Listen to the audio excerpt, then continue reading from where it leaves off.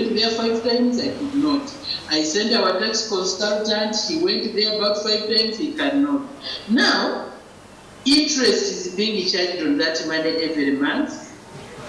You get stranded and you ask yourself, to become a manufacturer, is it an offense to me? Small and medium enterprises represented added voice to these atrocities, saying the initiative to buy Uganda, build Uganda will die out because IFRIS will slowly make small businesses die out. And they are not locked out from doing business with the supermarkets. Also, the supermarkets are crying the same because supermarkets, we've engaged at least Capital Shoppers and Mega Supermarket on this concern to try to find out how they are going about it. And they are saying that they are no longer doing business with the locals, with the small and medium, because most of them have not yet registered themselves with the URA portal. So giving them the only alternative of now selling a foreign product, which is maybe from our neighbors, Kenya. And you might find that now we are being locked out on the initiatives of the government, because the Minister of Trade launched the Buy Uganda, Build Uganda. So now other government programs are somehow going they are going to be buried. However, URA justifies the IFRIS mandate, promising that it will improve on the issue by using publicity. It's not true that you cannot supply a supermarket even if you are not registered for VAT. Right now, IFRIS is only mandated for VAT registered taxpayers. The supermarkets we have talked to, what they are requiring is the small or the suppliers to ensure that, number one, when they are supplying, they supply with a fiscalized invoice. And you can generate a fiscalized invoice with VAT or without VAT. Others, what they are doing, the feedback from the supermarket is if an article or an item is costing 10,000 VAT, some of the suppliers have gone ahead to quote 10,000 even without VAT. So that's why the supermarkets, some are hesitant to deal with those that continue to charge them 10,000 as an example, yet for them they cannot claim because they are charging the same price with that one of VAT. Ministry of Finance says there is ongoing work to review the issue. There is already ongoing work to review this issue. So my coming here is part of the review process so that we listen in and then we are able to have a better solution. The tax body was cognizant that there will be emerging issues during the implementation phase of the IFRIS, but it still claims to making it work, and they will go to great lengths to ensure that they facilitate businesses by addressing all the problems that pop up.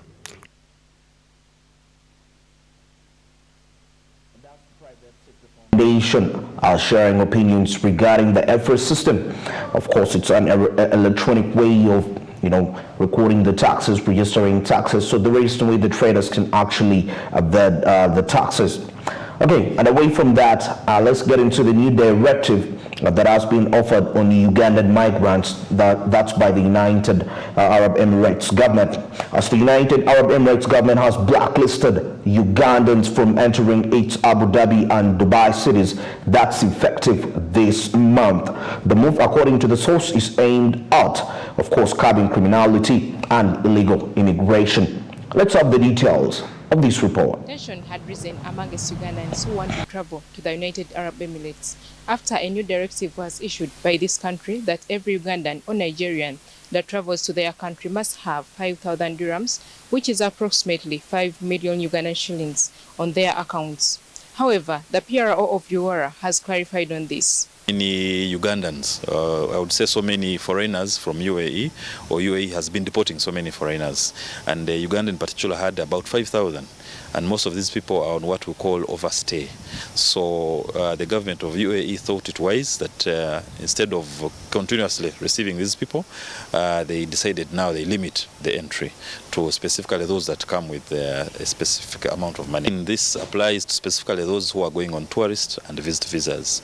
As we know, there are so many categories of people, or the way people travel, most especially to those countries, and that does not look at those that go through us, because the ones that travel through our companies go on what we call employment visas. So for them, their duration there is already predetermined.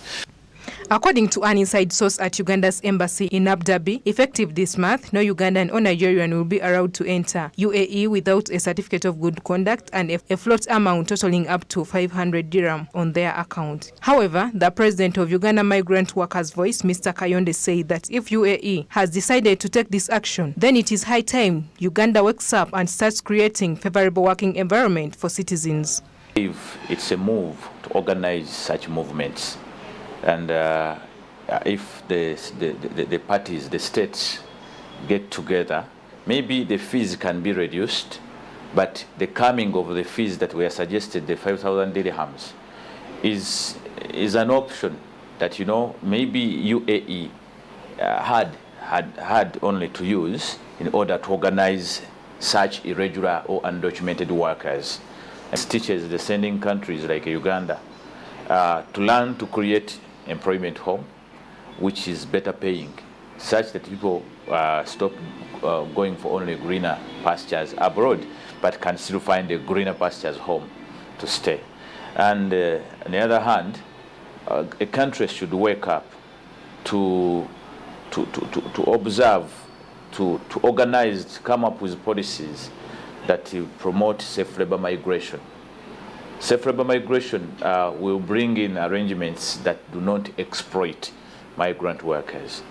According to statistics, Uganda currently has over 100,000 legal migrant workers in UAE, most of whom are in domestic jobs like housekeeping, while others are employed as security guards, cashiers. Government has there been urged to take quick response and benchmark negotiations with UAE. That the state, as a country, Uganda, has to come up and negotiate, and also quickly endorse or go into bilateral arrangements, labor bilateral arrangements with UAE. With labor bilateral arrangements, it's going to help the citizens of Uganda get a collective bargain. They will get a bargain over these fees that must be paid, and also going or leaving the country when they are sure of the employment they're going to do there, other than going with these 5 million and yet you're not sure of what you're going to do in Dubai. So when there are formal arrangements of labor, they can help us to go when you are sure. Like it is in Saudi Arabia. People leave, but they know what they're going to do there. The government of Uganda collects $1.2 billion from Ugandans working abroad. Middle East alone sends $600 million and $200 million from UAE. Ugandans right there blacklisted from entering the United Arab Emirates and other Abu Dhabi cities. That's quite something pretty sad regarding that matter. It's not really good news for the country, and of course there are suspicions of criminal activities that are being carried on by the Ugandans right there. But I hope the responsible stakeholders will play a role to ensure that peace talks, of course, talks are put in place to ensure that this is put in order, because at the end of the day, the nation is losing out. These are people that are going to earn a living, and of course, these are remittances that they bring back to the economy, very, very influential to its growth and development. Not a positive statement right there. And away from that, now as we wind up this, let's look at the new initiatives that's on guidelines in housing and urban development sector. Stakeholders have been urged to take action on the current global housing challenges. This call has come at a time when the when the Ministry of Lands and other partner organizations and institutions are set to host the first ever that's Uganda Housing Symposium under the theme Affordable and Inclusive Housing Solutions for All. The details. housing sector is estimated at 5.28 million housing units with an average of 5 persons per household. The sector on average accounts for 7.5% of the country's GDP. The government has come up with new initiatives and guidelines for the housing and the development sector. This is for the country's development and to enable citizens to have a good living. More information in the report. The Sustainable Development Goal 11 aims for resilient, inclusive and safe cities by 2030. And one of the targets is access to adequate, safe and affordable housing basic services for all by 2030. Housing delivery alone is not the ultimate solution. Land use planning is very key so that we don't only provide housing, but it must be located appropriately through efficient land use planning. In this context, the ministry has developed a comprehensive national physical development plan to address human settlements as well as and other land use patterns. Institutional housing in another area where government has identified a glaring gap. Housing for the armed forces, health and education institutions is very critical for addressing the needs of the relevant workforce in government. Government is also concerned with housing challenges, especially for the hard-to-reach areas, and is developing models that are appropriate to retain the critical staff in most of those areas. In the same vein, the green housing and energy-efficient construction is key in addressing the housing question in the country, and also lowering the greenhouse effects. I'm happy to note that Habitat for Humanity has emphasized rainwater harvesting and appropriate and user-friendly sanitation in the houses they have constructed or delivered to our people in rural areas. The COVID-19 global pandemic has also shed light on slums and the dire living conditions of those who call them home. At the same time, it is providing an unprecedented opportunity to make cities more inclusive and resilient. As government, we are focusing on housing in slums to help communities not only to survive the health crisis, but thrive in the world that comes afterwards.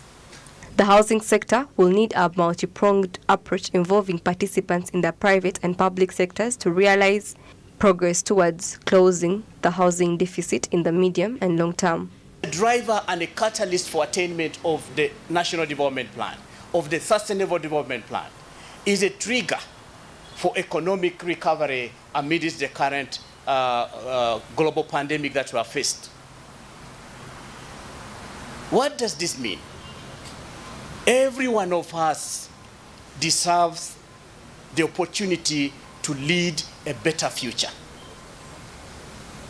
We appeal to the media to join us in raising awareness and in educating and mobilizing individuals and communities to take action on the current global and national housing challenges that we are faced with.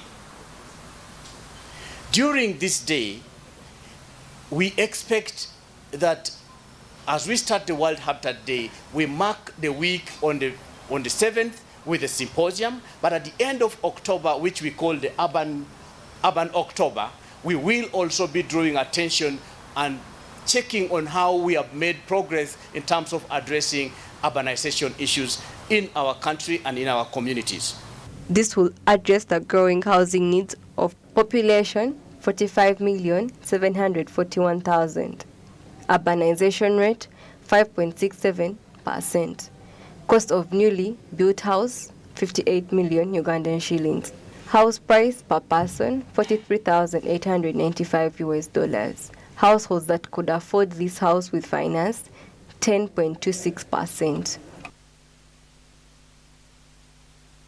That's regarding the housing and urban development sector right there, as the Ministry of, that's the ministry in charge, that's the Ministry of Lands and other partner organizations are going to hold the first annual housing symposium on the theme under affordable and inclusive housing solutions for all.